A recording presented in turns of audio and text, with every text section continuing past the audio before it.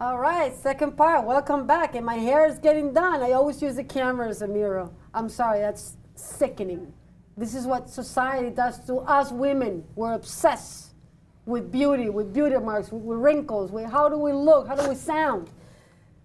None of that. We're talking about the dressmaker's secret. And we have Roger Simon and Mihai Grunfeld, and we continue the conversation in a very All right. Thank you. Thank you. Okay? We're here. We're airing our thoughts. We were talking about the creative writing process. Now we're going to tackle a little bit more the work with the actors, casting the actors for this play. Roger, you bring it on. It's all yours. And I love the red. And by the way, just in a note, you're looking very good in red. I was watching you when you were talking to me. It was a little difficult to concentrate because I was looking at that monitor, and Pauline and Susan back there, they were delivering the work. And I said, my God, these guys, they look hot.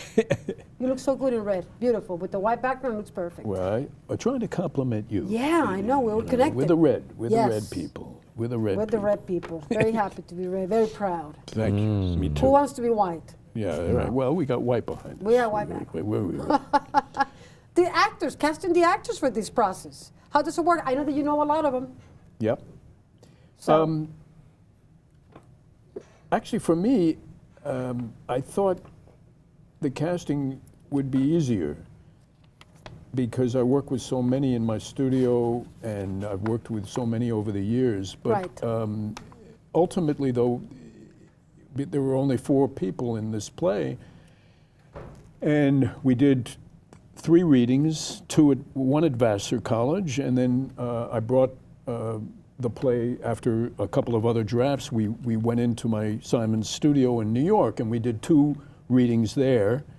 Each reading had different casts, and I did that so that we could hear different voices, which I thought was so important to the development of the play. So the first part of the casting was actually in the readings, to find people to do the roles so that we could hear the play. And those actors brought out a lot of good things. Ultimately, then, one of those readings developed, the second reading developed in the producer of 59 East 59 Theater. Elizabeth Kleinhans came, and she loved the play and said, let's do it off-Broadway. So all of a sudden now, instead of just developing the play and casting it for development, which I find always easier because I do that all the time, I'm developing work. But it's a whole different thing when you're now casting a play where you have a big, you have a budget. You're now working with money, and you're working. And you would then have producers, and they have different things that they are looking at, and they want the right age. Right. And they want it to be cast. Well, age is such a bitch. It can be a bitch because then the reality. And it shouldn't be. Then the reality sets in. It shouldn't be, but you're looking at qualities of not only qualities for the character, which is so important, but you're then looking for somebody in a small theater where the audience is right on top of them. You can only cheat so much. You can only, theater is great because you don't have to, the camera is not right in your face.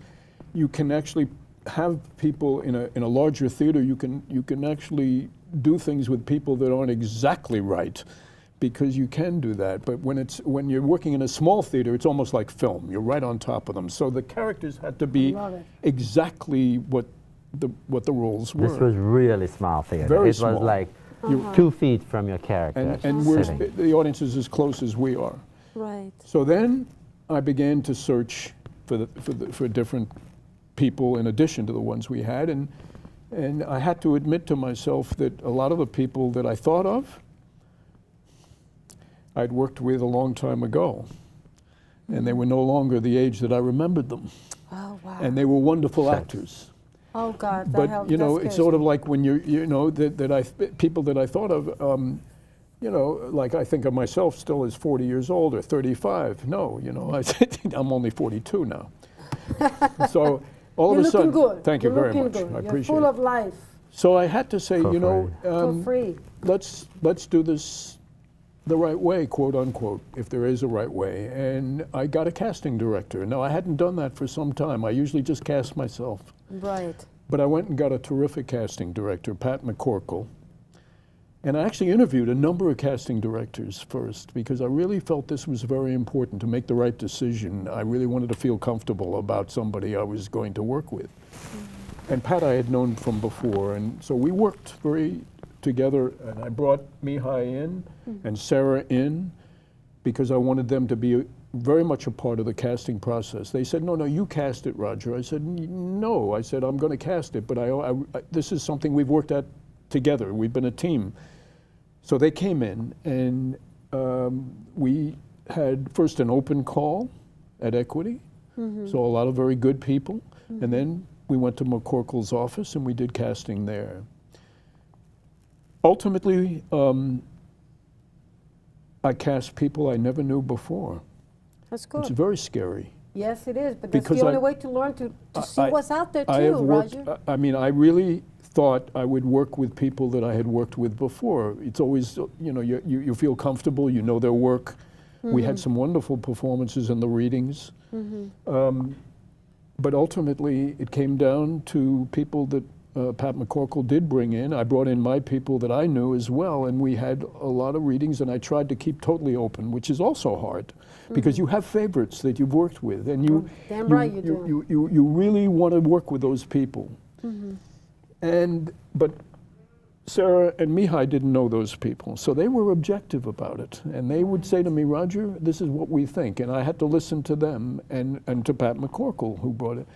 So for me, it was a very difficult process, and it usually is. Casting I find very difficult. Some people find it easier. I find it very hard to say no to people, and, you know, maybe because I'm an actor also.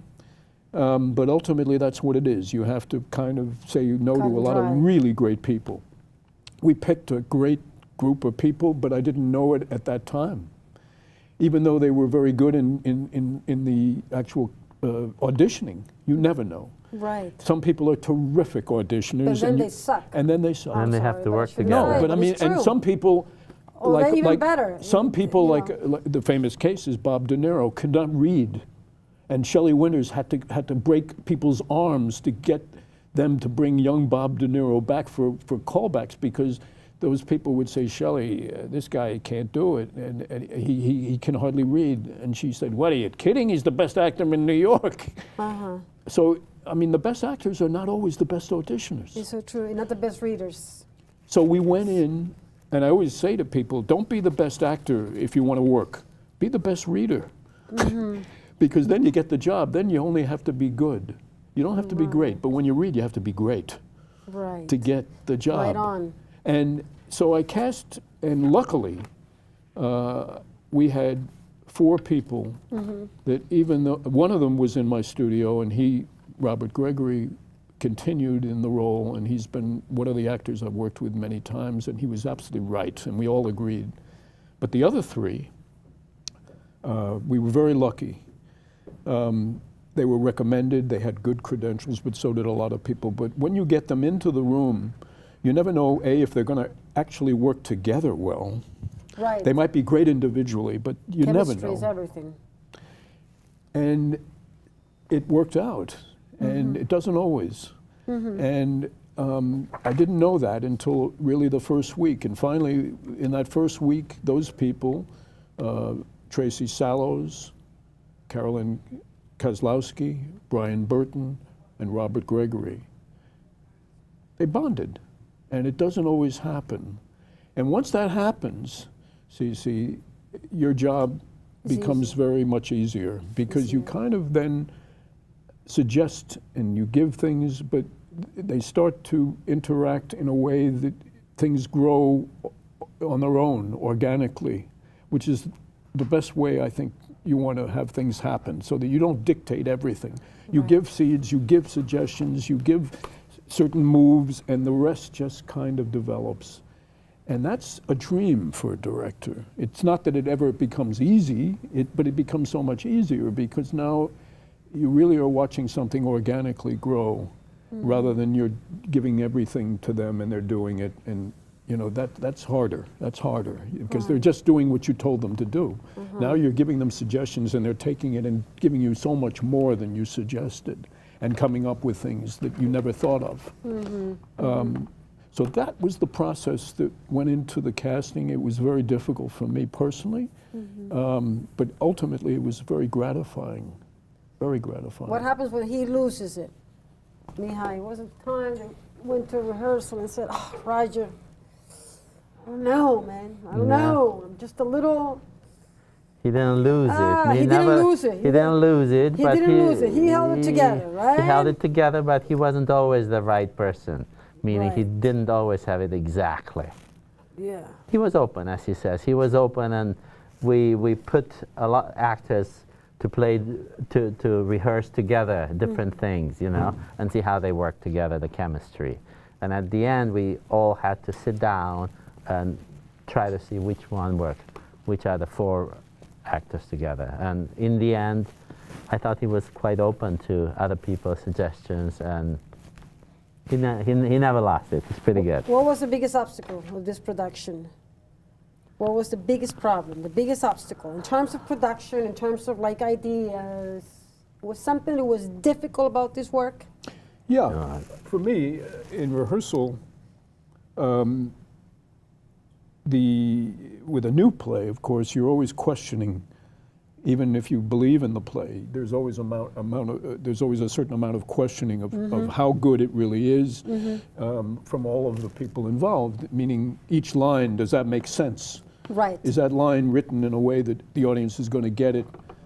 Is this speech really needed? Can it be said better?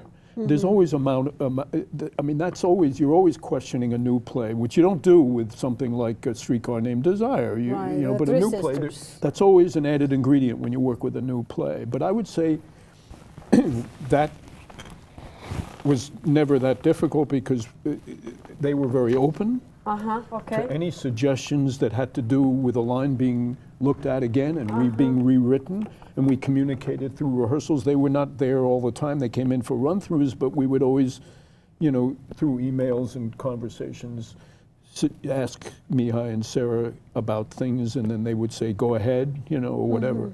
They were very open to that. So that was not the most difficult thing, I think. The most difficult thing, I think, was the physical part of the production. Because the physical part of this production, The Dressmaker's Secret, it's about a dressmaker. And it's a very small space. And we actually put a whole dressmaker's environment, which meant there was a sewing machine that had to be used, that had to run. There was lots of clothes that had to be taken off and put on. There was a lot of coffee. There was a lot of eating. Because Sarah, as you remember from the portrait, is a great cook and loves food. And anything she talks about, Lucky you, I'm Roger. very lucky. Just look at me. I don't see you in the kitchen very much, but that's besides the point. I'm a very bad endorsement because I don't show it, but I love food and I eat. Me too. I eat a lot. But all that food and all that coffee had to be on stage. And it had to be synchronized choreographically. And all that taking on of clothes and putting on and sewing. On what line did the sewing machine start? When does it stop? Where's the coffee? That became, to me, one of the big challenges for the actors and myself. And particularly when you don't have all the clothes finished because they're being made, you don't have them to work with. So you have to assimilate things that are the facsimile, and they're not exactly like you're going to have later. Right. But it has to be timed perfectly. But you got to bring those elements. And they have to be timed exactly. I think people forget sometimes when they look. I always admire soap opera, because when you see soap opera, what do you see? You see coffee being drunk. You see drinks being poured. And we don't think much about that. It looks so easy, but that stuff has to be timed to dialogue. Right. And it's choreography. And that became a lot of challenge, how to choreograph and time all those things. And time everything together. There was so much business in this play that I knew it's if a busy play. It had a lot of... Even when you're reading it. Yes. You're reading it. Even when you're reading it, there's a lot of stuff happening. Yeah. Right. And the mise en scène, the movement, with all that choreography of movement and coffee being poured and how long do you pour it, that was challenging. And ultimately, that was a major part of of the work, I think, that to make it really work. The technical part of it, just to get that. The characters themselves, the way they developed, the actors were wonderful, and they grew. They had great ideas. They brought so much to the table about their feelings about the characters. And so that became a joy to watch them, and I could take what they brought and then suggest from what they brought. I was saying to Mihai on the way over that ultimately I watched every performance for 4 weeks, except one I missed, but I wanted to watch because I learned each time, and we were going to take the show somewhere. We won a life for it, and I was learning, and it's still a new play. But ultimately, by the end of the run, when I was watching, it was like, that's not mine anymore. I mean, you know, I was looking, I was saying, wow, you know, I guess I did this, but I didn't. It was theirs. Right. It became Well said. something, it had a life of its own, and it was something that I could admire as something that I had worked on. I fed, I gave the seeds, and I gave it structure, and then they had taken it and made it their own. And that was, to me, the most satisfying thing as a director to watch. You've been doing this for many, many, many years, Roger. Two things. Does it get easier? Do you get scared about the process? Even though you've done it for many years. You know acting, you know actors, you know plays, you know the craft. Two things. Does it get easier? And two, the process itself, implying all and bringing all your knowledge to it. Does it get easier? Roger, I mean, does it really get easier? And are you scared when you? Yes, the answer is I'm scared, yes. Yeah. And it's a good feeling. There's always a fear. And the fear is, can I do it again? Can I do it again? You know you've had the experience. Ultimately you know you can do it. But each time you do it, you're going out on a ledge. And that's why it's theater. Because just because you did it before doesn't mean you're going to do it this time. But the biggest thing, you gotta be hating me for cutting you off. Go ahead. Thoughts don't ask permission, they come to you. Right? You crack it open. How you crack it open? When you have a play, you have the work, you got the words, you got the characters, you're gonna bring them alive. How you crack it open as a director? How do you work it? How do you bring it to life? Okay, you get the actors, you get the right casting, but how do you crack it open? Well, that has to do with some of the fear that I'm talking about, because the way I personally like to crack things open is to open things up to the point where it almost seems anarchic, where it almost seems like, what's going on? Like, what's the answer? Don't you know? Where they look at me and go, you're the director.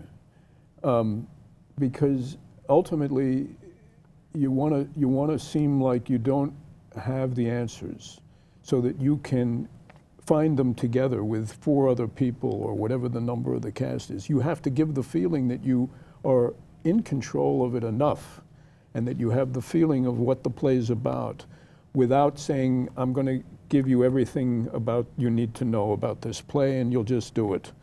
So the way you crack it open is you try to keep everything open as much as you can, so that people feel they can actually make an input to this, rather than he's not going to let me explore anything. He knows exactly what he wants every moment.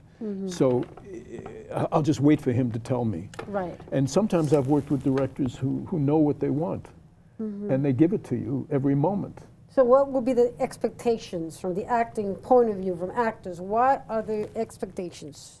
As an actor? Yes. Well, I would hope that an actor would expect that the director has his definite idea about the play, and that he's going to share as much as he can.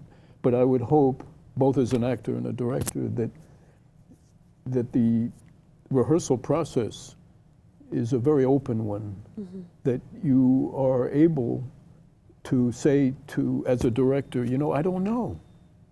Try it. that if an actor has an idea, I would hope that as an actor that the director would say, I don't know, why don't you try that? Let's see what happens.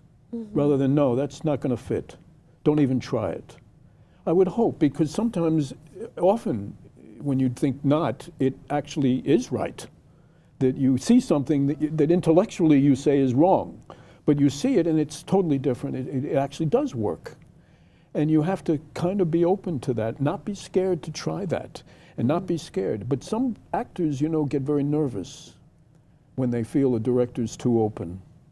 Right. They really want a director to say, Tells you what that's to it. do. Yeah. I That's prefer true. actors who respect that the strength of a director is being open. It takes secure actors, though. Right. A lot of actors are too insecure to have that, but I prefer when I have secure actors who want a director that's pretty open, rather than most. We all are insecure, but the hardest part is respecting that the openness is not a weakness; it's a strength. Right. And that through that, you come together to something that is ultimately more than one. I mean, I think this particular play was a case in point. I think Mihai is a terrific writer. Yes. I think Sarah's a terrific writer individually, but the fact that they worked together made it something special. They were both able to give to each other and not just say no, you know, that they were working off of each other. And the three of us seemed to have that chemistry when we worked together. And then that's when I knew that this play really was going to succeed. The whole was much larger than any one of us. Plus, Yeah. we took this play from a novel, and the novel went in a different direction, and the novel is actually Yeah. different in many ways. So we figured that as we worked with this play, the play had to go into a different, it went into a different direction, it has a different name, and it just worked differently than the novel does. So it was a discovery to find out what works as a play, as opposed to that.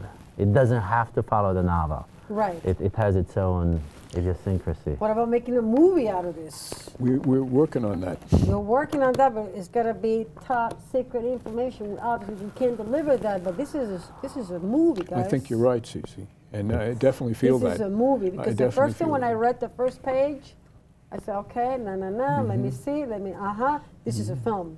I think it is. It has the potential, I think it is. obviously. It's a film. And we're thinking about it. Yeah. The interesting thing about what Mihai's doing now is he's going back to the novel, which he never really finished. He finished the draft, and the experience on the play now, we'll see how that affects how he finishes the novel and rewrites the novel. Well, I finished the novel, know, but the novel gets know. rewritten. Now it I gets- am rewriting He's it. now rewriting the I novel. learned a lot As about opposed to having finished the novel, then doing the play. Yes. The novel was like there, but now the play, and now he's going back. And What was the biggest lesson for you as a writer to see your work in front of you taking place? Well- And how does it work in terms of your head? Like going back to your desk and bringing all this creation to your work, their input. But what do you Well, discover with the work? It's real to see whatever you write, you have it in your mind in a certain way. And then you have these characters who are real people, real actors, and they come together, and little by little, when you hear it out, you hear it, it's like something that you've written, someone else reads. It becomes, you start hearing it. It's like hearing your voice being recorded. It's different. It's really different. So you have to be open to move with it and figure out. I learned a lot about the psychology of the characters by looking at the play and working on the play that I did not know. I thought I had a novel. I thought I had it figured out, and it turns out that I did not. That's why I'm going back and rewriting it. So you have to accept that you don't have it completely. It moves. It's alive. Right. You know. So you have to be open to So it. writing is a discovery. It's a process. It's totally, and you don't know what you're doing. Nothing is final. Would you say that We're going back to Borges. Nothing is final. Nothing is final. Nothing right, is final. Roger? I mean, nothing is written in stone. I Well- have another surprise that I want to bring in. We're talking about the play that takes place in a city in Cluj, in Kolozsvár, in Romania, you know. And I was wondering, how on earth can you recreate on this little stage something that would bring in the Resembles. taste, Right. would even try to resemble on a very small stage. So I was very surprised how well it was suggested, if nothing else, because you just have to be able to suggest. So the stage director and Roger, we put pictures all over on the walls, pictures from the place. We put clothing. This is a dressmaker's studio, right? You have to sewing suggest machine the is a- sewing was a particular machine, one, the too. cake, the food that is being eaten in Romania. You have to bring all that, the coffee that you drink. You have to bring it all together, hopefully to suggest something that's there. And that's always a challenge. It's a huge, huge challenge. Do you dream with your work? It's alive in my mind, yes. I don't know if I dream, but it's alive. So I walk my dog and I think my characters. Yeah. You know, I voice them. They're alive.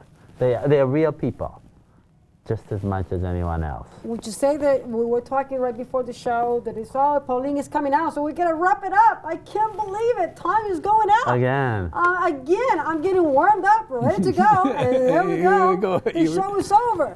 Guys, I cannot thank you enough, Roger. Mihai, thank you so much for making the time. We had a you. blast. Real pleasure. We learned. Yes. Thank you, It is a Sissy. process, right? It's Right. not It is a it's not a process. boring interview. No, come on. This No. is a live wire here. Damn right. This Yes. is Sissy Yeah, Gamache. man, we're on We fire. came in, man. We We're got- on fire. I want to thank the entire cast, your beautiful wife, Sarah. I want to send my greetings to your son and your daughter, who, by the way, I have to interview. I have to interview your daughter. I will tell her. Dan, Thank please, you. tell her. Abigail Simon. And Dan too. And Yes, Dan Dan. Simon. I have to bring him back, but I had him when Gloria broke her ankle, and I know it's a lot of information. I just wanted to wrap it up. Thank you, Susan, Pauline. Thank you for your time. We had a lot of fun. We're doing the work. This is a work in progress. Some shows are better than others. You learn from interviews. You learn from your guests. You keep your mind open. You live with fire. Live as you're gonna die next minute. Thank you for watching. And I'm not taking my clothes off. We're wrapping up. Thank you. We All had right. fun. Bravo, Sissy. Yeah.